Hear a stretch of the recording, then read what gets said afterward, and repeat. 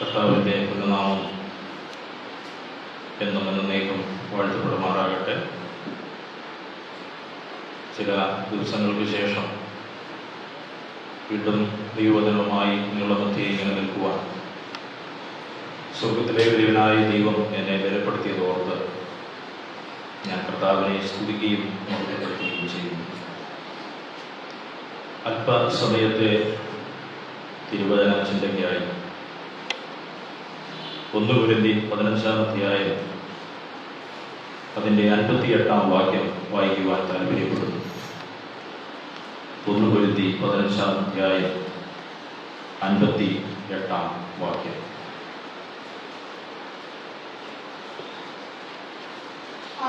പ്രിയ സഹോദരന്മാരെ, നിങ്ങൾ ഉറപ്പുള്ളവരും കുലുങ്ങാത്തവരും നിങ്ങളുടെ പ്രയത്നം കർത്താവിന് വ്യർത്ഥമല്ല എന്ന് അറിഞ്ഞിരിക്കാൻ കർത്താവിന്റെ വേലയിൽ എപ്പോഴും വർദ്ധിച്ചു വരുന്നവരുമാകുന്നു. നമുക്ക് വളരെ സുപരിചിതമായിരിക്കുന്ന ഒരു വാക്യമാണിത്. ഈ വാക്യത്തിൽ നിന്ന് ധാരാളം ആത്മീക ചിന്തകളും പ്രഭാഷണങ്ങളും നാം കേട്ടിട്ടുണ്ട്. നമ്മുടെ ക്രിസ്തീയ ജീവിതത്തിൽ നമ്മെ ബലപ്പെടുത്തുകയും കർത്താവിൻ്റെ വേലയിൽ ഉത്സുകരായി ജീവിക്കുവാൻ നമ്മെ ശക്തീകരിക്കുകയും ചെയ്യുന്ന അനുഗ്രഹിക്കപ്പെട്ട ഒരു വാക്യമാണ് നാം വായിച്ചു കേട്ടത്. ഈ കൊരിന്ത്യ ലേഖനം അപ്പോസ്തലനായ പൗലോസ് എഴുതുവാൻ പല നിലകളിലുള്ളതായിരിക്കുന്ന കാരണങ്ങളുണ്ട് എന്നുള്ളത് ദൈവവചനം പഠിക്കുമ്പോൾ നമുക്ക് കാണുവാനായിട്ട് സാധിക്കും. കൊരിന്ത് പട്ടണത്തിൽ കൂടപ്പെട്ട ദൈവജനത്തിന്റെ മധ്യത്തിൽ ഉണ്ടായിരുന്ന പല പ്രയാസകരമായിരിക്കുന്ന അനുഭവങ്ങൾക്കും തക്കതായിരിക്കുന്ന മറുപടി ഈ ലേഖനത്തിൽ ഉൾക്കൊള്ളിച്ചിട്ടുണ്ട്. ഇന്നത്തെ സഭാ കാലയളവോട് ചേർത്ത് പഠിക്കുകയാണെങ്കിൽ ഒട്ടും വ്യത്യസ്തമല്ലാത്ത സ്ഥിതിവിശേഷങ്ങളൊക്കെ ഇവിടെയും കാണുവാൻ സാധിക്കും. വേർപെട്ട സമൂഹം ഇന്ന് കടന്നു പോകുന്ന ആത്മീക മൂല്യച്യുതിക്കുള്ളതായിരിക്കുന്ന പല ഉത്തരങ്ങളും ഈ ലേഖനത്തിൽ നിന്ന് നമുക്ക് കണ്ടെത്തുവാനായിട്ട് കഴിയും. കൊരിന്ത്യ സഭ എന്ന് പറയുന്ന അപ്പോസ്തലനായ പൗലോസിനാൽ സ്ഥാപിതമായിരിക്കുന്ന ഒരു സഭയാണ്. ഗ്രീസിലെ ഒരു പ്രധാന വ്യാപാര കേന്ദ്രമായിരുന്നു കൊരിന്ത് പട്ടണം എന്നുള്ളത്. ധാരാളം ആളുകൾ വന്നും പോയി നിന്നിരുന്നായിരിക്കുന്ന ഒരു സ്ഥലമായിട്ട് നമുക്ക് കാണുവാൻ സാധിക്കും. എന്നാൽ ധാർമ്മിക അധപ്പതനത്തിന്റെയും വിഗ്രഹാരാധനയുടെയും ഈറ്റില്ലമായിരുന്നു കൊരിന്ത് പട്ടണം. ഒരു കൊരിന്തൻ എന്ന് പറഞ്ഞു കഴിഞ്ഞാൽ കുത്തഴിഞ്ഞ ജീവിതം നയിക്കുന്നവൻ എന്ന് ചുറ്റുപാടുമുള്ളതായിരിക്കുന്ന ദേശവാസികൾ വിളിച്ചിരുന്ന ഒരു കാലഘട്ടം. അത്രമാത്രം അധാർമികതയുടെയും പാപത്തിന്റെയും മ്ലേച്ഛതയുടെയുമായിരിക്കുന്ന ഒരു പട്ടണമായിരുന്നു ഈ പട്ടണം. എന്നാൽ കർത്താവിന്റെ ദാസൻ അവിടേക്ക് കടന്നു പോകുവാനും അവിടെ ഒരു സ്ഥലം സഭ സ്ഥാപിക്കുവാനും ഇടയായി. അപ്പോസ്തലപ്രവൃത്തികളുടെ പുസ്തകം 18-ാം അധ്യായം 1 മുതൽ 17 വരെയുള്ള ഭാഗത്ത് എങ്ങനെയാണ് ഈ കൊരിന്ത് സഭ സ്ഥാപിതമായത് എന്നുള്ളത് വളരെ വ്യക്തമായിട്ട് നമുക്കവിടെ കാണുവാൻ സാധിക്കും. അവിടെ വെച്ചാണ് മാതൃകയുള്ള ക്രൈസ്തവ സുവിശേഷ ദമ്പതികൾ എന്നറിയപ്പെടുന്ന അക്വിലാവിനെയും പ്രിസ്കില്ലയും ഒക്കെ പരിചയപ്പെടുന്നത്. കർത്താവിന് വേണ്ടി നിലകൊണ്ട, കർത്താവിന് വേണ്ടി പ്രയോജനപ്പെട്ട ധാരാളം ആളുകളെ കൊരിന്ത് സഭയിൽ ഉണ്ടായിരുന്നു. അവരോട് ചേർന്ന് ഏകദേശം 1.5 വർഷക്കാലം പൗലോസിനെ അവിടെ പ്രവർത്തിപ്പിക്കുവാൻ സ്വർഗ്ഗത്തിലെ ദൈവം അനുവാദം കൊടുത്തു. ആ നിലയിൽ ആത്മീയമായിട്ട് അവരെ ബലപ്പെടുത്തുവാനും വളർത്തുവാനും കർത്താവിന്റെ നാമത്തെ ഉയർത്തുവാനും ഒക്കെ പൗലോസിന് സാധിച്ചിട്ടുണ്ട്. അവരെക്കുറിച്ച് വളരെ ശ്രേഷ്ഠകരമായിരിക്കുന്ന കാര്യങ്ങൾ ഈ ലേഖനത്തിൽ എഴുതിയിട്ടുള്ളതും നമുക്ക് ശ്രദ്ധിക്കുവാനായിട്ട് സാധിക്കും.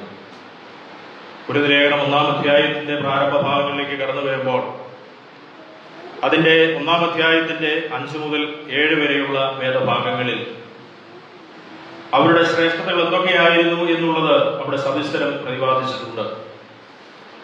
ക്രിസ്തുവിന്റെ സാക്ഷ്യം അവരിലുണ്ടായിരുന്നു. 5-ാം വാക്യത്തിൽ നാം വായിക്കുന്നു. 6-ാം വാക്യത്തിൽ സകല വചനത്തിലും പരിജ്ഞാനത്തിലും അവർ സമ്പന്നരായിരുന്നു എന്ന് നാം വായിക്കുന്നു. 7-ാമത്തെ വാക്യത്തിൽ സകല കൃപാവരത്തിലും അവർ കുറവില്ലാത്തവരായിരുന്നു എന്ന് രേഖപ്പെടുത്തിയിരിക്കുന്നു. 7-ാം വാക്യത്തിൽ തന്നെ യേശു കർത്താവിന്റെ പ്രത്യക്ഷതയ്ക്കായിട്ട് അവർ കാത്തിരിക്കുന്നവരായിരുന്നു എന്നുള്ള സവിശേഷതയും കാണുവാൻ സാധിക്കും. ആ നിലയിൽ അവരെ കുറിച്ച് നല്ല സാക്ഷ്യം പൗലോസിന് പറയുവാനായിട്ടുണ്ട്. എന്നാൽ ഈ കൊരിന്ത്യർ ലേഖനം 16 അധ്യായങ്ങളിലൂടെ നാം പരതുമ്പോൾ അവരിലുണ്ടായിരുന്ന ദുഷിച്ച പ്രവണതകളെയും പൗലോസ് എടുത്തു കാണിക്കുന്നുണ്ട്. എന്ന് പറഞ്ഞാൽ, കേൾക്കുവാൻ പാടില്ലാത്ത കാര്യങ്ങൾ അവരുടെ മധ്യയിൽ നിന്ന് കേൾക്കുവാൻ ഇടയായപ്പോൾ തന്റെ ഹൃദയത്തിൽ വലിയ ഭാരം നേരിടുകയും അവർ കടന്നു പോകുന്ന പ്രതിസന്ധികളിൽ വളരെയധികം പ്രതിവിധി താൻ നിർദ്ദേശിക്കുന്നത് കാണുവാൻ സാധിക്കും. അവരുണ്ടായിരുന്ന ദുഷിച്ച കാര്യങ്ങൾ പലതും ശ്രദ്ധേയമാണ്. ഇന്നുള്ള ദൈവസഭകളിലും ഇത്യാദി കാര്യങ്ങളൊക്കെ വേണ്ടുവോളം കാണുവാനായിട്ട് കഴിയുന്നുണ്ട്. അവരുടെ ഇടയിൽ ഭിന്നത വേണ്ടുവോളം ഉണ്ടായിരുന്നു. വ്യവഹാരങ്ങൾ, കേസ് അവരുടെ മധ്യത്തിൽ ഉണ്ടായിരുന്നു. ദുർനടപ്പ്, ദുഷിച്ച ജീവിത രീതി, തിരുവഴുത്താഴ ശുശ്രൂഷയോടും കൃപാവരങ്ങളോടുമുള്ളതായിരിക്കുന്ന കൃപാവരങ്ങളെയും ദുരുപയോഗം ചെയ്യുന്ന രീതി, ഇങ്ങനെ ധാരാളം ദുഷിച്ച പ്രവണതകൾ അവരുടെ മധ്യത്തിൽ ഉണ്ടായിരുന്നു. എന്നാൽ അതിനൊക്കെയും വേണ്ടുന്നതായിരിക്കുന്ന പ്രതിവിധിയും ഈ ലേഖനത്തിൽ നമുക്ക് കാണുവാനും വായിക്കുവാനും സാധിക്കും. പ്രിയമുള്ളവരെ, ഇന്നും ക്രൈസ്തവ ഗോളം അഭിമുഖീകരിച്ചു കൊണ്ടിരിക്കുന്നതും ഇതൊക്കെ തന്നെയല്ലേ? ഇവിടെ നോക്കിയാലും ഭിന്നതയും ഗ്രൂപ്പിസവും, അതുപോലെ തന്നെ കേസും കൂട്ടവും വഴക്കും, അശുദ്ധിയുടെ പാപത്തിന്റെ പടുകുഴിയിൽ ആണ്ടുപോയിരിക്കുന്ന ജീവിതവും, കർത്താവായ യേശു ക്രിസ്തു കാണിച്ചു തന്ന മാതൃകപ്രകാരമല്ലാതെയുള്ള നടപ്പും, കർത്താവിന്റെ ഉപദേശത്തെ ദുരുപയോഗമൊക്കെ ചെയ്യുന്നതായിരിക്കുന്ന പ്രവണത വർദ്ധിച്ചുകൊണ്ടേയിരിക്കുകയാണ് ഓരോ ദിവസം ചെല്ലുന്തോറും. എന്നാൽ ഈ ലേഖനം നാം ഇന്ന് വായിക്കുമ്പോൾ വ്യക്തമായിരിക്കുന്ന മറുപടി ഈ പുസ്തകം നമുക്ക് നൽകുന്നു എന്നുള്ളതാണ് ഇന്ന് പകൽക്കാലം നമുക്ക് ഓർക്കുവാനായിട്ടുള്ളത്. ഞാൻ ആ പുസ്തകത്തെ 3 തരംതിരിക്കുവാൻ താല്പര്യപ്പെടുകയാണ്. 1 മുതൽ 3 വരെയുള്ള അധ്യായങ്ങൾ 1 മുതൽ 4 വരെയുള്ള അധ്യായങ്ങൾ നാം പഠിച്ചു കഴിഞ്ഞാൽ അവിടെയുള്ളതായിരിക്കുന്ന ഭിന്നത, അല്ലെങ്കിൽ പക്ഷം പിടിക്കൽ, അല്ലെങ്കിൽ ഗ്രൂപ്പിസം, അല്ലെങ്കിൽ വിഭാഗീയത, എന്തു പറഞ്ഞാലും തെറ്റില്ല, അത് അവരുടെ മധ്യത്തിൽ വേണ്ടുവോളം ഉണ്ടായിരുന്നു. അത് പൗലോസ് അറിഞ്ഞത് ക്ലോവയുടെ ആളുകളിലൂടെ താൻ അറിഞ്ഞു എന്ന് പറയുന്നു. ആ 11-ാം വാക്യത്തിൽ, 1-ാം അധ്യായത്തിന്റെ 11-ാമത്തെ വാക്യത്തിൽ കാണുന്നു. അപ്പോൾ താൻ അറിഞ്ഞതായിരിക്കുന്ന കാര്യങ്ങൾക്കുള്ള മറുപടിയാണ് 1 മുതൽ 4 വരെയുള്ള അധ്യായങ്ങളിൽ നമ്മൾ വായിക്കുന്നത്. എന്നാൽ 5 മുതൽ 6 വരെയുള്ള അധ്യായങ്ങളിൽ അവരുടെ മധ്യത്തിലുണ്ടായിരുന്ന ദുർനടപ്പിനെ കുറിച്ചുള്ളതായിരിക്കുന്ന കാര്യങ്ങളെ താൻ കേട്ടറിഞ്ഞപ്പോൾ അതിനെന്താണ് പ്രതിവിധി എന്നുള്ളത് അവിടെ രേഖപ്പെടുത്തിയിരിക്കുന്നു. ഇനി 7-ാം അധ്യായം മുതൽ 16-ാം അധ്യായം വരെ പൗലോസിനോട് ചില കാര്യങ്ങൾ കൊരിന്ത്യർ സഭ അങ്ങോട്ട് എഴുതി ചോദിച്ചു. അവരുടെ മധ്യത്തിലുണ്ടായിരുന്ന ചില പ്രയാസങ്ങൾ, ചില പ്രശ്നങ്ങൾ പൗലോസിനെ അങ്ങോട്ട് അറിയിച്ചു. എന്താണ് ഇതിന്റെ പ്രതിവിധി? വളരെ നല്ല കാര്യം. പ്രയാസങ്ങളും പ്രശ്നങ്ങളും ഒക്കെ കടന്നു വരുമ്പോൾ ഭക്തന്മാരായിരിക്കുന്ന, ശ്രേഷ്ഠന്മാരായിരിക്കുന്ന ദൈവദാസന്മാരുടെ ഉപദേശം കേട്ട് അതനുസരിച്ച് കാര്യങ്ങളെ തീരുമാനിക്കുന്നത് വളരെ നല്ല കാര്യമാണ്. അതിനുത്തമ മാതൃകയായിട്ട് കൊരിന്ത്യർ സഭ പൗലോസിനോട് എഴുതി ചോദിച്ചു, ഇന്ന പ്രയാസങ്ങൾ, പ്രശ്നങ്ങൾ ഞങ്ങളുടെ മധ്യത്തിലുണ്ട്, അതിനെന്താണ് പ്രതിവിധി? ആ പ്രതിവിധി താൻ അവിടെ രേഖപ്പെടുത്തിയിരിക്കുന്നത് നമുക്ക് കാണുവാനായിട്ട് സാധിക്കും. അപ്പോൾ പൗലോസ് അപ്പോസ്തലൻ ഈ പ്രതിവിധി നിർദ്ദേശിക്കുമ്പോൾ തന്നെ അവരുടെ മധ്യത്തിൽ, ഞാൻ ഓർപ്പിച്ചല്ലോ, ധാരാളം ക്ലേശതകൾ അവരുടെ മധ്യത്തിലുണ്ട്. 3-ാം അധ്യായത്തിലേക്ക് കടന്നു വരുമ്പോൾ പൗലോസ് പറയുന്നു, നിങ്ങളുടെ ആത്മീകരോടെന്ന പോലെയല്ല, ജഡീകന്മാരോടെന്ന പോലെയാണ് എനിക്ക് നിങ്ങളോട് സംസാരിക്കുവാനായിട്ട് കഴിയുന്നുള്ളൂ. കാരണം അത്രമാത്രം ജഡീക സ്വഭാവത്തിന് അവർ അധീനരായിരുന്നു എന്നുള്ളത് കാണുവാനായിട്ട് സാധിക്കുന്നു. 5-ാം അധ്യായത്തിൽ നമ്മൾ നേരത്തെ ഓർത്തതുപോലെ അവരുടെ മധ്യത്തിൽ മ്ലേച്ഛത, ദുർനടപ്പ്, ദൈവദിനത്തിനൊത്തവണ്ണം വിശുദ്ധിക്ക് ജീവിക്കാനുള്ളതായിരിക്കുന്ന ജീവിതം അവരുടെ മധ്യത്തിൽ നടമാടിയിരുന്നു. പിന്നീട് നമ്മൾ കാണുന്നുണ്ട് വിഗ്രഹാരാധന, അതിനോടുള്ള ബന്ധത്തിലുള്ളതായിരിക്കുന്ന കാര്യങ്ങൾ അവരുടെ മധ്യത്തിൽ വളരെയധികം പ്രയാസമുളവാക്കുന്ന കാര്യങ്ങളിലേക്ക് എത്തിച്ചേരുവാൻ ഇടയായി. ആത്മിക വരങ്ങളെ കുറിച്ച് അവർ അജ്ഞരായി തീരുവാൻ ഇടയായി. ഓർക്കണം, എല്ലാ കൃപാവരത്തിലും അവർ തികവുള്ളവരാണെങ്കിലും ഈ കൃപാവരങ്ങളെ വേണ്ടുന്ന നിലയിൽ ഉപയോഗിക്കുവാനുള്ളതായിരിക്കുന്ന കഴിവ് അവരിൽ കുറയുവാനിടയായി എന്നുള്ളതും നമുക്ക് കാണുവാൻ സാധിക്കും. ദൈവാത്മാവിനെ കുറിച്ചുള്ള ഉപദേശം വളരെ വ്യക്തമായി പൗലോസ് ഈ ലേഖനത്തിൽ ഉൾക്കൊള്ളിച്ചിട്ടുണ്ട്. അങ്ങനെ വാസ്തവത്തിൽ അവരിലുള്ളതായിരിക്കുന്ന മ്ലേച്ഛ സ്വഭാവം വെച്ച് നോക്കിക്കഴിഞ്ഞാൽ അവരുടെ സൗമ്യതയോട് അത്ര കണ്ട് സുഖകരമായിട്ട് പെരുമാറുവാൻ കഴിയുകയില്ല. എന്നാൽ എന്നെ ചിന്തിപ്പിച്ചത്, പൗലോസ് ആ നിലയിലല്ല അവരോട് പെരുമാറിയത്.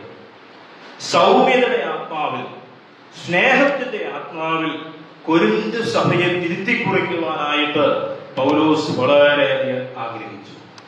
14 പ്രാവശ്യം ഈ ലേഖനത്തിൽ കൊരിന്തിലുള്ള വിശ്വാസികളെ പൗലോസ് സംബോധന ചെയ്ത് എങ്ങനെയാണെന്ന് അറിയാമോ? സഹോദരന്മാരെ വിളിച്ചുകൊണ്ടാണ്. അവിടെ മ്ലേച്ഛത പ്രവർത്തിക്കുന്നവരുണ്ട്, ജഡികന്മാരായിരിക്കുന്ന ആളുകളാണ്. എങ്കിലും അവരെ ക്രിസ്തുവിന്റെ സ്നേഹത്തിൽ കാണുവാൻ, തന്റെ കൂട്ടു സഹോദരങ്ങളായി കണ്ട് ആ നിലയിൽ അവരോട് ഇടപെടുവാൻ പൗലോസിന് സാധിച്ചു. ഒരു പ്രാവശ്യം പൗലോസ് അപ്പോസ്തലൻ അവരെ സംബോധന ചെയ്തിരിക്കുന്നത് പ്രിയന്മാരെ എന്നാണ്.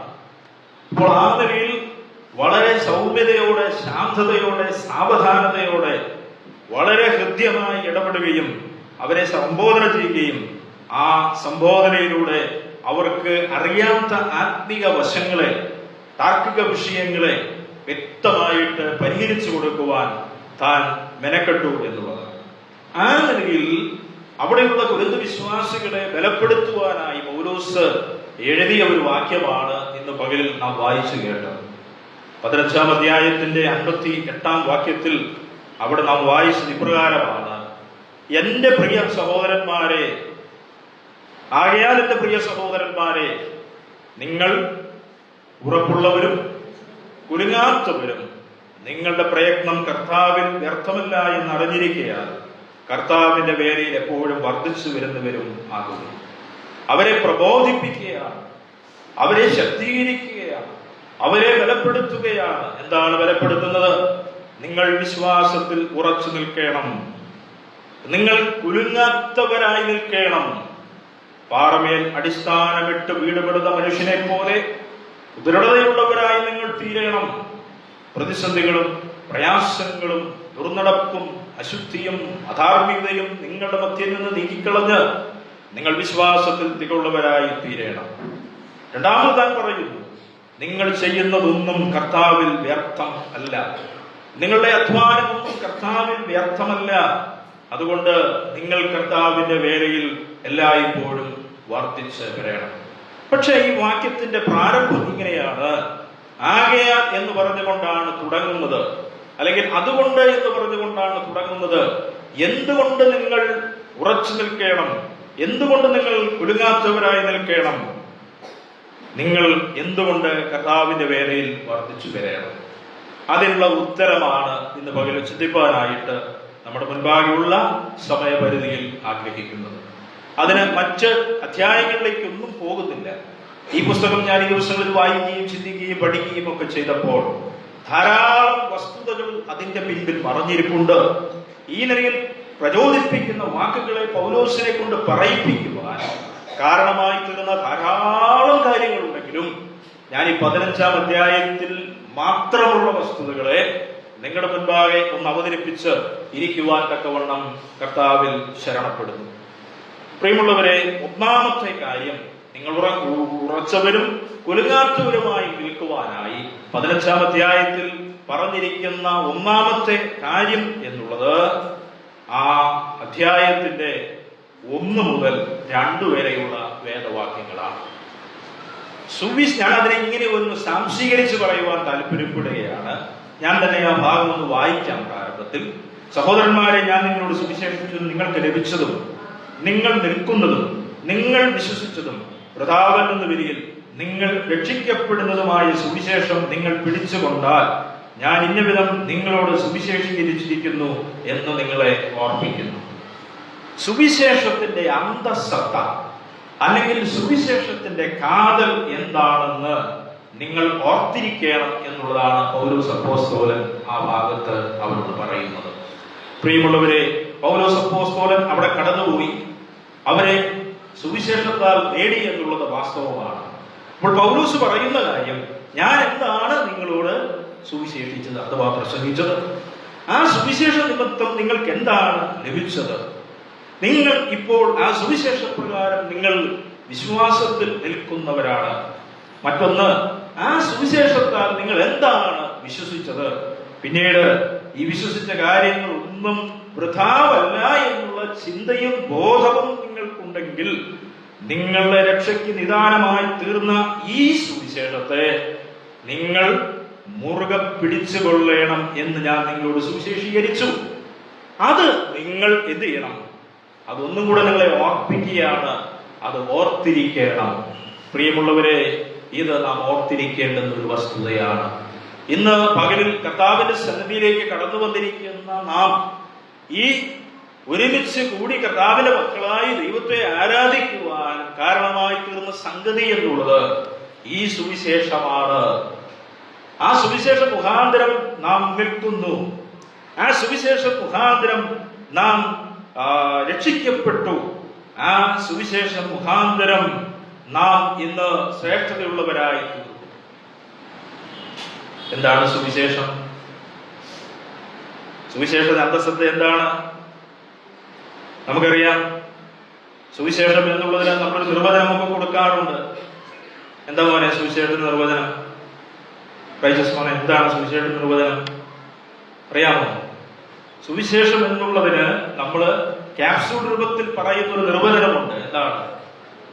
കർത്താവായ യേശു ക്രിസ്തുവാണ് ഈ സുവിശേഷം. അതിനാധാരമായിട്ട് നമ്മളൊരു വാക്യം ഉദ്ധരിക്കാറുണ്ട്. ഏതാണ്? ദാവീദിന്റെ സന്തതിയായ ഏതാണ് റഫറൻസ് എന്ന് ഞാൻ ചോദിച്ചത്? 2 തിമോഥെയോസ് 2-ാം അധ്യായം 8-ാം വാക്യം. എന്താ വാക്യം? കുഞ്ഞുങ്ങളെല്ലാം അടുത്ത ആഴ്ച യൂത്ത് മീറ്റിംഗിന് ഈ വാക്യം ബൈഹാർട്ടായിട്ട് പഠിച്ചിട്ട് എന്നെ കേൾപ്പിക്കണം കേട്ടോ. എല്ലാവരും പഠിക്കണം. എന്തുവാ? ദാവീദിന്റെ സന്തതിയായി ജനിച്ച് മരിച്ചിട്ട് ഉയർത്തെഴുന്നേറ്റിരിക്കുന്ന യേശു ക്രിസ്തുവിനെ ഓർത്തുകൊള്ളുക, അതാകുന്നു എന്റെ സുവിശേഷം. ഇതാണ് സുവിശേഷത്തിന്റെ അന്തസ്സത്ത എന്നുള്ളത്. അവിടെ കർത്താവായ യേശു ക്രിസ്തുവാണ് സുവിശേഷം എന്ന് പറയുമ്പോൾ തന്നെ 3 കാര്യങ്ങൾ അതിൽ ഉൾക്കൊണ്ടിട്ടുണ്ട്. എന്തൊക്കെയാണെന്ന് അറിയാമോ? കർത്താവായ യേശു ക്രിസ്തുവിന്റെ ജനനം, കർത്താവായ യേശു ക്രിസ്തുവിന്റെ മരണം, കർത്താവായ യേശു ക്രിസ്തുവിന്റെ ഉയർത്തെഴുന്നേൽപ്പ്. ഇതാണ് സുവിശേഷം. അപ്പൊ യേശു ക്രിസ്തു എന്ന വ്യക്തി ആണ് സുവിശേഷം. സത്യമാണ്, അത് തന്നെ, അങ്ങനെ തന്നെയാണ് പറയേണ്ടുന്നത്. പക്ഷേ ഈ സുവിശേഷത്തെ നാം പരിചയപ്പെടുത്തുമ്പോൾ ഈ 3 കാര്യങ്ങളും അതിൽ അന്തർലീനമായിരിക്കണം. ഏതൊക്കെയാ? യേശു ക്രിസ്തു എന്തിന് ഈ ഭൂമിയിൽ അവതരിച്ചു അല്ലെങ്കിൽ ജനിച്ചു? യേശു ക്രിസ്തു എന്തിനു വേണ്ടി മരിച്ചു? യേശു കർത്താവ് എന്തുകൊണ്ട് ഉയർത്തെഴുന്നേറ്റു? ഈ 3 കാര്യങ്ങൾ ഒരുമിച്ച് സമ്മേളിക്കുമ്പോഴേ സുവിശേഷം അതിന്റെ പൂർണ്ണതയിൽ എത്തുകയുള്ളൂ. പ്രിയമുള്ളവരെ, പൗലോസ് പറയുകയാണ്, ഈ സുവിശേഷത്തെ കുറിച്ച് നിങ്ങൾക്ക് ഓർമ്മയുണ്ടാകണം. അങ്ങനെ ഓർമ്മയുണ്ടെങ്കിൽ നിങ്ങൾ കുലുങ്ങാത്തവരും ഉറപ്പുള്ളവരുമായി കർത്താവിന്റെ വേലയിൽ ഉത്സാഹികളായി നിലനിൽക്കുവാൻ ഇടയാകും.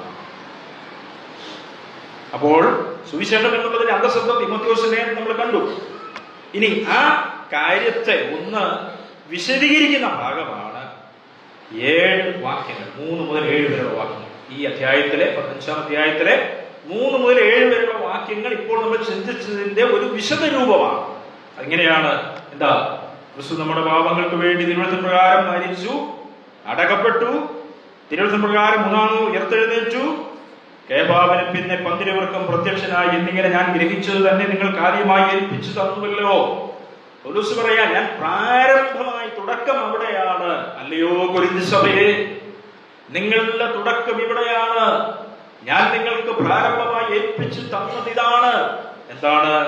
കർത്താവായ യേശു ക്രിസ്തുവിന്റെ മരണ പുനരുത്ഥാനത്തെ കുറിച്ചുള്ളതായിരിക്കുന്ന ആ ചിന്തയാണ് ഞാൻ നിങ്ങൾക്ക് വിഹിപ്പിച്ചു തന്നത്. അവിടെയാണ് നിങ്ങളുടെ അടിസ്ഥാനം. എന്നിട്ട് പറയുന്നു, അനന്തരം അവൻ 500-ലധികം സഹോദരന്മാർക്ക് ഒരുമിച്ച് പ്രത്യക്ഷനായി. അവർ മിക്കപേരും ഇന്ന് ജീവനോടിരിക്കുന്നു, ചിലരൊക്കെ മരിച്ചുപോയി. അതിനുശേഷം യാക്കോബിനും അപ്പോസ്തലന്മാർക്കും എല്ലാവർക്കും പ്രത്യക്ഷനായി. പൗലോസ് പറയുകയാണ്, ഇതാണ് സുവിശേഷത്തിന്റെ ഒരു രക്തചുരുക്കം. ഇത് ഞാൻ നിങ്ങൾക്ക് പ്രാരംഭമായി അടിസ്ഥാനമായി ഏൽപ്പിച്ചു തന്ന വസ്തുതയാണ്. ഈ വസ്തുതയെ നിങ്ങൾ എന്ത് ചെയ്യണം? ഓർത്തിരിക്കണം. പ്രിയമുള്ളവരെ, ഒരിക്കലും നാം മറന്നു പോകരുത്. കർത്താവായ യേശുക്രിസ്തുവിന്റെ നിസ്തുല്യത, കർത്താവായ യേശുക്രിസ്തുവിന്റെ ശ്രേഷ്ഠത നാം ഓർക്കാതിരിക്കരുത്. അതേക്കുറിച്ച് നാം ചിന്തിക്കുമ്പോൾ നാം വിശ്വാസത്തിൽ ഉറച്ചു നിൽക്കുവാനിടയായി തീരും. ഞാൻ പറഞ്ഞല്ലോ, വ്യത്യസ്ത സാഹചര്യങ്ങളിൽ, വ്യത്യസ്ത കുടുംബങ്ങളിൽ, വ്യത്യസ്ത ദേശങ്ങളിൽ ജനിച്ചവരായിരുന്ന നമ്മെ ഇന്ന് ഒന്നാക്കി സ്വർഗീയ പിതാവിന്റെ മഹത്വം കാണത്തക്ക നിലയിൽ ഇവിടെ ഇങ്ങനെ ഈ പ്രദേശത്തെ കൂട്ടിച്ചേർത്തതിന്റെ പിന്നിൽ പ്രവർത്തിച്ച ചാലകശക്തി എന്നുള്ളത് കർത്താവായ യേശുക്രിസ്തുവിന്റെ സുവിശേഷമാണ്. ആ സുവിശേഷത്തെ വിസ്മരിച്ചുകൊണ്ട് നമുക്കൊരിക്കലും മുന്നോട്ട് പോകുവാനായിട്ട് കഴിയുകയില്ല. ആ സുവിശേഷത്തെ നാം ഓർത്തിരിക്കണം. അങ്ങനെയാണെങ്കിൽ നമുക്കെന്താ? വിശ്വാസത്തിൽ കുലുങ്ങാത്തവരായി, ഉറപ്പുള്ളവരായി നിൽക്കുവാനും കർത്താവിന്റെ വേലയിൽ വർദ്ധിച്ചു നിൽക്കുവാനും സാധിക്കും. രണ്ടാമത്തെ കാര്യം എന്താണെന്നുള്ളത്, ഈ 15-ാം അധ്യായത്തിന്റെ തന്നെ 8 മുതൽ 10 വരെയുള്ള വാക്യങ്ങൾ അവിടെ നമുക്ക് വായിക്കുമ്പോൾ കാണുവാൻ കഴിയുന്ന ഒരു കാര്യമാണ്. 8 മുതൽ 10 വരെയുള്ള ഭാഗത്ത് പൗലോസ് തന്നിലേക്ക് തന്നെ ഒന്ന് തിരിഞ്ഞു നോക്കുകയാണ്. തന്നിലേക്ക് തന്നെ ഒന്ന് തിരിഞ്ഞു നോക്കിക്കൊണ്ട് താൻ ആരായിരുന്നു എന്നും ഇപ്പോൾ താൻ ആരായിരിക്കുന്നു എന്നുള്ളതായിരിക്കുന്ന വസ്തുതയെ വളരെ സവിസ്തരം പറയുന്നു. അവിടെ നമ്മൾ വായിക്കുന്നത് എന്താ? 8-ാം അധ്യായത്തിൽ, എല്ലാവർക്കും ഒടുവിൽ അകാലപ്രജ പോലെയുള്ള എനിക്കും പ്രത്യക്ഷനായി. ഞാൻ അപ്പോസ്തലന്മാരിൽ ഏറ്റവും ചെറിയവനല്ലോ. ദൈവസഭയെ ഉപദ്രവിച്ചതിനാൽ അപ്പോസ്തലൻ എന്ന പേരിന് യോഗ്യനുമല്ല. എങ്കിലും ഞാൻ ആകുന്നത് ദൈവകൃപയാലാകുന്നു. എന്നോടുള്ള അവന്റെ കൃപ വ്യർത്ഥമായതുമില്ല. അവരെല്ലാവരെക്കാളും ഞാൻ അത്യന്തം അധ്വാനിച്ചിരിക്കുന്നു.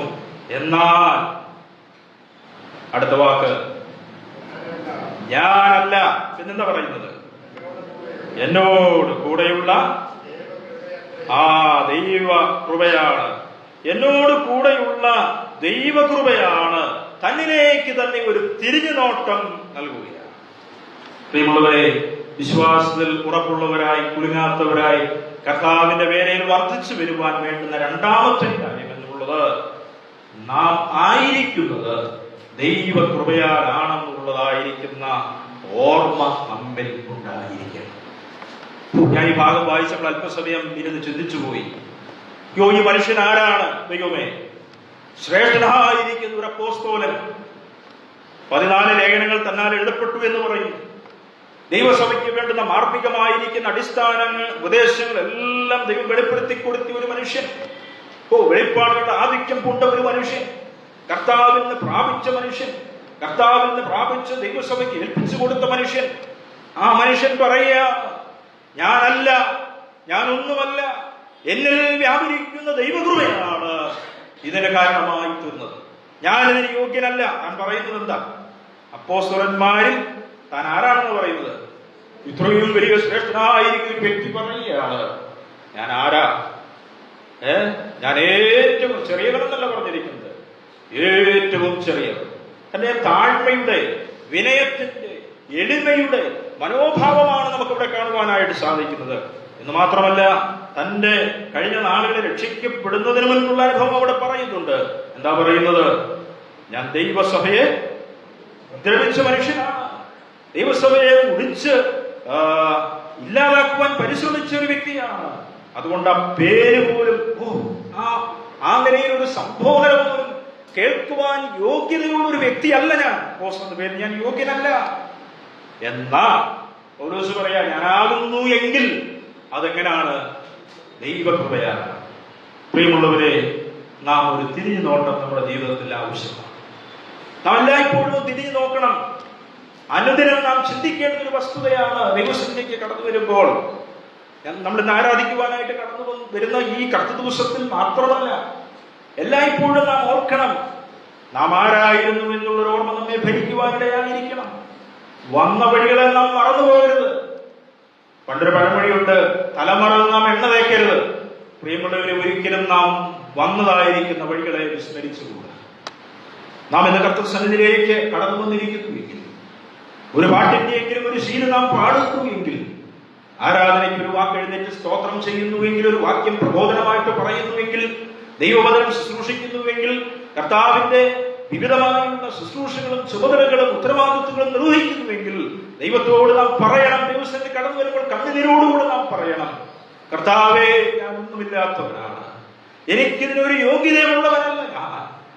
പൗലോസ് അപ്പോസ്തലൻ അത്ര ശ്രേഷ്ഠനായിരിക്കും ദൈവദാസൻ എന്ന് പറഞ്ഞുവെങ്കിൽ എനിക്ക് എന്താണ് പറയുവാനുള്ളത്? കർത്താവേ, ഞാൻ നിൽക്കുന്നത് ദൈവകൃപയാലാണ്. പക്ഷേ പലപ്പോഴും നാം ഇതൊക്കെ വിസ്മരിച്ചു പോകുന്നു. രക്ഷാനുഭവത്തിലേക്ക് നാം കടന്നു വന്നിട്ട് നാളുകളേറെയായി. പക്ഷേ കടന്നു വന്നു, ആത്മീയമായിട്ട് നാം വളർച്ച പ്രാപിച്ചു, ബലപ്പെട്ടു. പിന്നീട് നാം ഇതെല്ലാം വിസ്മരിച്ചു പോകുന്ന ജീവിത അനുഭവങ്ങളാണ് പലപ്പോഴും ഉള്ളത്. അപ്പോൾ നാം ആയിരിക്കുന്നത് ദൈവകൃപയാലാണെന്നൊരു ചിന്ത നമ്മൾ ഭരിക്കുമ്പോൾ നമുക്ക് വിശ്വാസത്തിൽ അടിസ്ഥാനപ്പെട്ട് ഉറച്ചു നിന്ന് കർത്താവിന്റെ വേലയിൽ ഉത്സാഹികളായിട്ട് നിൽക്കുവാൻ സാധിക്കും. മൂന്നാമത്തെ കാര്യം എന്നുള്ളത് നമ്മുടെ പ്രത്യാശ എന്താണെന്നുള്ളത് നാം തിരിച്ചറിയണം. മൂന്നാമത്തെ വസ്തുതയാണ് ഞാൻ ഓർപ്പിച്ചത്. നമ്മുടെ പ്രത്യാശ എന്താണെന്ന് നാം തിരിച്ചറിയണം. ഈ കൊരിന്ത് സഭയിൽ ഒരു വലിയൊരു പ്രശ്നം ഉണ്ടായിരുന്നു. എന്തായിരുന്നു അറിയാമോ? 12-ാം വാക്യത്തിൽ അത് സൂചിപ്പിക്കുന്നുണ്ട്. പൗലോസ് അപ്പോസ്തലൻ 12-ാം വാക്യത്തിൽ മരിച്ചവരുടെ പുനരുത്ഥാനം ഇല്ല എന്ന് അവരുടെ മധ്യത്തിൽ ചിലർ പറയുന്ന ഒരു പ്രവണതയുണ്ടായിരുന്നു. അതിനുള്ള ഉത്തരം താഴോട്ട് ഭാഗം വായിക്കുമ്പോൾ നമുക്ക് കാണാനായിട്ട് സാധിക്കും. സവിസ്തരം വിസ്തരിച്ച് ചിന്തിക്കേണ്ടതാണെങ്കിലും ലഭ്യമായ സമയത്ത് ശുശ്രൂഷ നിർത്തേണ്ടതുകൊണ്ട് ഞാനത് വിവരിക്കുന്നില്ല. അവിടെ പൗലോസ് 19-ാമത്തെ വാക്യത്തിൽ ഇങ്ങനെയുള്ളവരെ കുറിച്ച് പറയുന്നത്, അവർ ഈ ആയുസ്സിൽ മാത്രം ക്രിസ്തുവിൽ പ്രത്യാശ വെച്ചിരിക്കുന്നവരാണ്. അവരെ എങ്ങനെയാണ് സംബോധന ചെയ്തിരിക്കുന്നത്? സകല മനുഷ്യരിലും അരിഷ്ടന്മാരത്ര എന്ന് പൗലോസ് പറയുകയാണ്. അവർക്ക് ഈ ആയുസ്സിൽ മാത്രമേ ചിന്തയുള്ളൂ. അവർ കുറച്ചും കൂടെ വിശദീകരിച്ച് 32-ാം വാക്യത്തിൽ പറഞ്ഞിട്ടുണ്ട്. എന്താ? തിന്നുക, കുടിക്കുക, നാളെ ചാകുമല്ലോ, വഞ്ചിക്കപ്പെടരുത്, അവർ ഉപദേശത്തിൽ വഞ്ചിക്കപ്പെടരുത്. എന്നിട്ട് പറയുന്നു, നീതിക്ക് നിർമ്മതരായി ഉണരുവീൻ, പാപം ചെയ്യാതിരിപ്പീൻ. വിശുദ്ധിയുള്ള ജീവിതത്തിന് വേണ്ടി അവിടെയുള്ള ദൈവജനത്തെ ഒരുക്കുകയാണ്.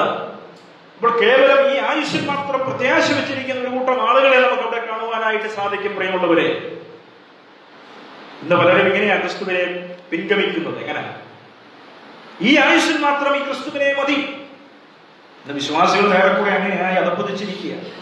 നമ്മുടെ സമുദായ വിശ്വാസികളായിരിക്കുന്ന ആളുകൾ നോക്കിയിട്ട് പറയും, രോഗം മാറാൻ ക്രിസ്തു, വീടിന് വേണ്ടി ക്രിസ്തു, കാറിന് വേണ്ടി ക്രിസ്തു, വസ്തുവകൾ വാങ്ങിക്കൂട്ടുവാനായിട്ടുള്ള ക്രിസ്തു. പോരാ കേട്ടോ, വിശ്വാസികൾ അഭിമാനിക്കുന്നവരും ഏറെക്കുറെ ഇതിനൊക്കെയാണ് ഇന്ന് കർത്താവിനെ സേവിക്കുന്നത്.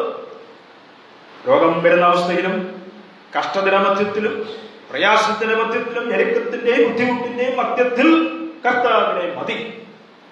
ഒരിക്കലും ദൈവത്തിന്റെ വചനം അങ്ങനെ പഠിപ്പിക്കുന്നില്ല, പറയുന്നില്ല. അങ്ങനെയെങ്കിൽ നമ്മൾ അരിഷ്ടന്മാരാ. എന്നാൽ മരണത്തിനപ്പുറമായിരിക്കുന്ന ഒരു പ്രത്യാശ നമ്മുടെ ഉള്ളിൽ തന്നിരിക്കുന്നു. ആ പ്രത്യാശയിൽ അടിസ്ഥാനമുള്ളവരായിട്ട് നാം ജീവിക്കുമെങ്കിൽ നാം ഉറപ്പുള്ളവരും കുരുങ്ങാത്തവരുമായി കർത്താവിന്റെ വേലയിൽ ഉത്സാഹമുള്ളവരായി തീരും. നാലാമത്തെ വസ്തുത കൂടെ പറഞ്ഞ് ഞാൻ ഇരിക്കുവാൻ താല്പര്യപ്പെടുകയാണ്. നാലാമത്തെ വസ്തുത എന്നുള്ളത് വലിയ ഒരു ഭാഗമാണ്. 20-ാമത്തെ വാക്യം മുതൽ 57-ാമത്തെ വാക്യം. ആ ഭാഗം വളരെ സവിസ്തരമായിട്ട് പ്രതിപാദിച്ചിട്ടുണ്ട്. എന്താണെന്നറിയാമോ? മരണാനന്തര ജീവിതത്തെ കുറിച്ചുള്ള നിശ്ചയവും ബോധ്യവും നമ്മിൽ ഉണ്ടായിരിക്കണം. അല്ലെ, ഇങ്ങനെ പറയാം, പാപത്തിന്റെ മേലും മരണത്തിന്റെ മേലുമുള്ള വിജയത്തെ കുറിച്ചുള്ള കാഴ്ചപ്പാട് നമ്മുടെ ജീവിതത്തിൽ ഉണ്ടായിരിക്കണം. ഈ ഭാഗം നമുക്കറിയാം. ഈ ഭാഗം കൂടുതൽ നമ്മൾ കേൾക്കാറുള്ളത് എപ്പോഴാണ്? ഈ പറഞ്ഞ വേദവാക്യങ്ങൾ കൂടുതൽ നമ്മൾ കേൾക്കാറുള്ളത് എപ്പോഴാണ്?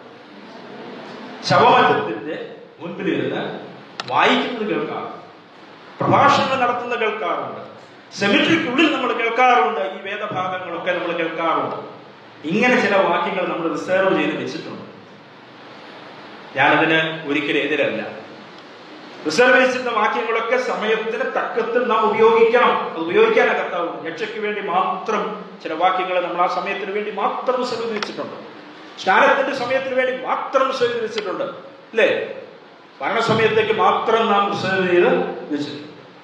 പക്ഷേ ഇത് അങ്ങനെയുള്ള സന്ദർഭങ്ങളിൽ മാത്രം വായിച്ച് ധ്യാനിച്ച് ചിന്തിക്കാനുള്ള ഒരു വേദഭാഗമല്ല പ്രിയമുള്ളവരെ.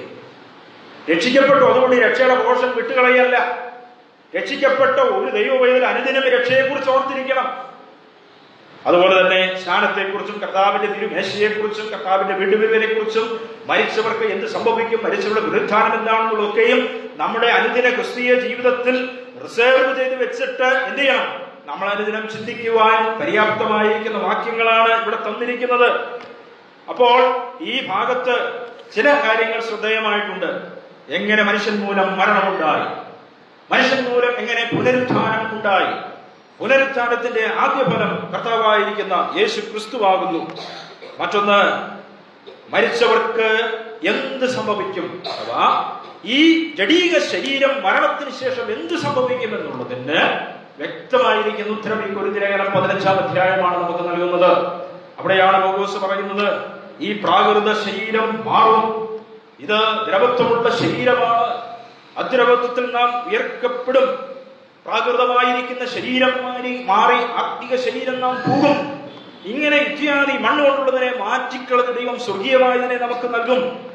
നമ്മള് സ്വർഗീയന്റെ പ്രതിമ ധരിക്കും. ഞാൻ സമയക്കുറവുകൊണ്ട് ആ വാക്യങ്ങളൊന്നും എടുത്ത് വായിക്കാത്ത ഈ ഭാഗത്ത് ഒരു കൺക്ലൂഷൻ പറഞ്ഞു എന്നേ ഉള്ളൂ.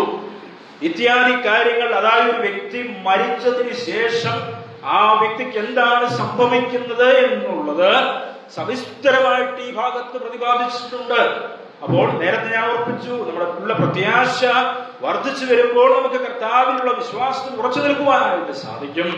ഇവിടെ പറയാണ്, പ്രിയമുള്ളവരെ, കേവലം ഈ ലോകത്തിൽ മാത്രം ആശയറ്റവരായി ജീവിക്കേണ്ടുന്നവരല്ല, പിന്നെയോ വരുന്ന ലോകത്തിലേക്കുള്ളതായിരിക്കുന്ന ഒരു തുടക്കമാണ് ഇലഹോ ജീവിതം എന്നുള്ളത് നമ്മൾ എപ്പോഴും ഓർത്തിരിക്കണം. അപ്പോൾ അതുകൊണ്ട് മരണശേഷം നാം ആരായി തീരുമെന്നുള്ള സ്വർഗീയമായിരിക്കുന്ന ഒരു കാഴ്ചപ്പാട് നമ്മുടെ മീതെ എല്ലായ്പ്പോഴും ഉണ്ടായിരിക്കണം. എന്നിട്ട് പൗലോസ് പറയുന്നുണ്ട്, ആ 54 വാക്യങ്ങളിൽ ദ്രവത്വമായ അദ്രവത്വത്തെയും മർത്യമായ അമർത്യത്തെയും പോകുമ്പോൾ, പ്രിയമുള്ളവരെ, പുനരുത്ഥാനം പ്രാപിച്ച വിശ്വാസി വിളിക്കുന്ന ഒരു മുദ്രാവാക്യം അവിടെ നമുക്ക് കാണുവാനായിട്ട് കഴിയും. ദൈവസന്നിധിയിൽ സ്തോത്രത്തോടുകൂടെ നിന്നുകൊണ്ട് പറയുന്ന ഒരു പ്രഖ്യാപനം നമുക്ക് കാണുവാനായിട്ട് സാധിക്കും. ഇന്നല്ലെങ്കിൽ നാളെ ഞാനും നിങ്ങളുമൊക്കെയും പുനരുത്ഥാനത്തിന് ശേഷം ഈ കാര്യം പ്രസ്താവിക്കുവാനായിട്ട് പോകുന്നു എന്നുള്ള വലിയ പ്രത്യാശ നമ്മുടെ ഉള്ളിൽ നൽകുന്ന വാക്യമാണ്. എന്താ വാക്യം? നമുക്കൊന്ന് പറയാം, ഒരുമിച്ച് പറയാം. എന്താ? മരണം നീങ്ങി ജയം വന്നിരിക്കുന്നു എന്നുള്ള തിരുവെഴുത്ത് നിവൃത്തിയാകുമ്പോൾ നമ്മൾ ദൈവത്തിന് സ്തോത്രം ചെയ്ത് പറയുന്ന ഒരു വാക്യമുണ്ട്. എന്താ? മരണമേ, നിന്റെ ജയം എവിടെ? അടുത്തത്, മരണമേ, നിന്റെ വിഷമുള്ള എവിടെ? മരണത്തിന്റെ വിഷമുള്ള പാപം, പാപത്തിന്റെ ശക്തിയോ ന്യായപ്രമാണം. നമ്മുടെ കർത്താവായ യേശു ക്രിസ്തു മുഖാന്തരം നമുക്ക് ജയം നൽകുന്ന ദൈവത്തിന് സ്തോത്രം. പ്രിയമുള്ളവരെ, ഇത് നാം പ്രഖ്യാപിക്കുവാനായിട്ട് പോകുന്ന ഒരു സുദിനം നമ്മുടെ മുൻപിലുണ്ട്. അതെ, നമുക്ക് ഈ ലോകത്തിൽ ജീവിക്കുമ്പോൾ കഷ്ടതയുണ്ട്, ബുദ്ധിമുട്ടുണ്ട്. നമ്മുടെ ജഡീക ശരീരം മൺമയമാണ്, ഇതൊരു പ്രാകൃത ശരീരമാണ്, ഇത് നശിച്ചു പോയേ മതിയാകുകയുള്ളൂ. എന്നാൽ മാത്രമേ സ്വർഗീയമായതിനെ പോകുവാനായിട്ട് കഴിയുകയുള്ളൂ. ഈ ദിവസങ്ങളിൽ കഷ്ടതകളുടെയും രോഗങ്ങളുടെയും വേദനകളുടെയും ഞെരുക്കത്തിന്റെയും പ്രയാസങ്ങളുടെയും ഒക്കെ മധ്യത്തിൽ കടന്നു പോകുന്നവർക്ക് ഈ സന്ദേശം ഒരു പ്രയോജനമായി തീരട്ടെ എന്ന് ആത്മാർത്ഥതയോടെ ഞാൻ പ്രാർത്ഥിക്കുന്നു. പ്രിയമുള്ളവർ, ഇതെല്ലാം മാറുവാൻ സമയം അടുത്തിരിക്കുന്നു. കർത്താവിന്റെ കാഹളനാമം കേൾക്കുവാൻ സമയം ഇനി അധികം ഇല്ല. അതുകൊണ്ട് ഈ ഭൂമിയിൽ ജീവിക്കുമ്പോൾ ഈ ആയുസ്സിൽ മാത്രം പ്രത്യാശ വെച്ച് ജീവിക്കേണ്ടവരല്ല നാം, പിന്നെയോ ക്രിസ്തുവിനുള്ള ഭാവി പ്രത്യാശയിൽ ജീവിക്കേണ്ടുന്നവരാണ് നാം. അതുകൊണ്ട് മരണാനന്തര ജീവിതത്തെ കുറിച്ച് വ്യക്തമായ കാഴ്ചപ്പാട് നമ്മിലുണ്ടാകണം. അല്ലാതെ രോഗയുടെ കാലം പോലെ നട്ടും വിറ്റും വിതച്ചും കൊയ്തും വിതച്ചും പോകുന്ന കാലഘട്ടമല്ല ദൈവം ആഗ്രഹിക്കുന്നത്. പിന്നെയോ കർത്താവിന്റെ വേലയിൽ നാം ഉത്സാഹികളായി തീരുക. അതെ, ഒരിക്കൽ നമ്മുടെ കർത്താവ് മേഘാരൂഢനായി കടന്നു വരും. അതുകൊണ്ടാണ് പൗലോസ് അപ്പോസ്തലൻ ഇവിടെ ഓർപ്പിക്കുന്നത്, നാം കർത്താവിൽ ചെയ്യുന്നതൊന്നും എന്തല്ല, വ്യർത്ഥമല്ല. നാം ചെയ്യുന്ന ഒരു ചെറിയ കാര്യം പോലും അത് വ്യർത്ഥമല്ല പ്രിയമുള്ളവരെ. അതുകൊണ്ട് നാം കുലുങ്ങാത്തവരായി നിൽക്കണം. അതുകൊണ്ടാണ് ആ പ്രാരംഭ ഭാഗത്ത് പൗലോസ് അതേ വാക്ക് തന്നെ മറ്റൊരു തലത്തിൽ ഉപയോഗിച്ചിരിക്കുന്നു. ഞാൻ നിങ്ങളോട് സുവിശേഷിച്ചത് വൃഥാവല്ല എന്ന് ഞാൻ വീണ്ടും നിങ്ങളെ ഓർപ്പിക്കുന്നു. അതെ, സുവിശേഷ നിമിത്തം നമുക്ക് ലഭിച്ചതായിരിക്കുന്ന നേട്ടം വലിയതാണ് പ്രിയമുള്ളവരെ. ഈ ലോകത്തിലെ കഷ്ടതകളും രോഗങ്ങളും ദുഃഖങ്ങളും ഒക്കെ ഒരു വശത്തൂടെ നമ്മെ ക്ഷീണിപ്പിക്കും, മനസ്സിനെ തളർത്തിക്കളയും, നമ്മുടെ ഞെരുക്കത്തെ അനുഭവത്തിലേക്ക് തള്ളി വിട്ടു എന്ന് വന്നേക്കാം. എന്നാൽ അതിന്റെ മധ്യത്തിൽ ഒരു പ്രത്യാശ സുദിനം നമ്മുടെ മുൻപിലുണ്ട് എന്നുള്ള ചിന്ത നമ്മെ ഭരിക്കുവാനായിട്ട് ഈ 4 കാര്യങ്ങൾ നമ്മൾ ഓർത്തിരിക്കണം. സുവിശേഷത്താലാണ് നാം കർത്താവിന് വേണ്ടി നേടപ്പെട്ടത്. സുവിശേഷമാണ് അതിന് മുഖാന്തരമായി തീരുന്നത്. രണ്ടാമത്തെ കാര്യം നമ്മൾ ഓർക്കുവാനായിട്ടിടയായിത്തീരുന്നത്, നാം നിൽക്കുന്നത് ദൈവകൃപയാലാണെന്ന് ഓർക്കണം. ആ ചിന്ത നമ്മളെ ഒരിക്കലും വിട്ടുപോകരുത്. മൂന്നാമത്, നമ്മുടെ പ്രത്യാശയെ അനുദിനം നാം ഓർത്തിരിക്കണം. നാലാമത്, മരണത്തിനപ്പുറമായിരിക്കുന്ന മരണാനന്തര ജീവിതത്തെക്കുറിച്ചുള്ള വ്യക്തമായ കാഴ്ചപ്പാട് നമ്മിൽ ഉണ്ടാകുമ്പോൾ ഈ ലോകത്തിലെ കഷ്ടമെല്ലാം സാരമില്ല എന്ന് എണ്ണിക്കൊണ്ട് നമ്മുടെ നാളെ കഴിക്കുവാൻ ദൈവം നമുക്ക് കൃപ നൽകും. അതുകൊണ്ട് പൗലോസ് പറഞ്ഞത്, നിങ്ങൾ ആകയാൽ എന്ത് ചെയ്യണം പ്രിയ സഹോദരന്മാരെ, ഉറപ്പുള്ളവരുമായി നിൽക്കണം. എന്ത്? കർത്താവിന്റെ പേരിൽ ഓരോ ദിവസം വർദ്ധിച്ചു കിടന്നെന്ന് പറയുമ്പോൾ പിമ്പിൽ ഈ കാര്യങ്ങൾ മറഞ്ഞിരിക്കും. ധാരാളം കാര്യങ്ങളോട് മറ്റ് ഇതര അധ്യായങ്ങളിലൂടെ കണ്ണുകൾ പരന്നുമ്പോൾ നമുക്ക് കാണുവാനായിട്ട് സാധിക്കും. എന്നാൽ സമയത്തിന്റെ പരിധിയിൽ നിന്നുകൊണ്ട് ഇത്രയും കാര്യങ്ങളെ പറയുവാൻ കർത്താവിനെയും ബലപ്പെടുത്തി ഈ ആത്മീയ ചിന്തകളെ കർത്താവ് എനിക്ക് നൽകിയതോർത്ത് ഞാൻ കർത്താവിനെ ബഹുത്തപ്പെടുത്തുകയും സ്തുതിക്കുകയും ചെയ്യുന്നു. ഈ വരങ്ങൾ കർത്താവ് നമ്മെ അനുഗ്രഹിക്കുകയും സഹായിക്കുകയും ചെയ്യട്ടെ. കർത്താവ്